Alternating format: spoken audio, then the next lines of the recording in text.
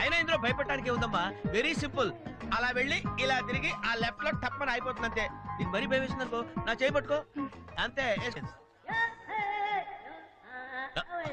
వాడు చూడు, ఇది కదిలేలోపే చచ్చిపెట్టు.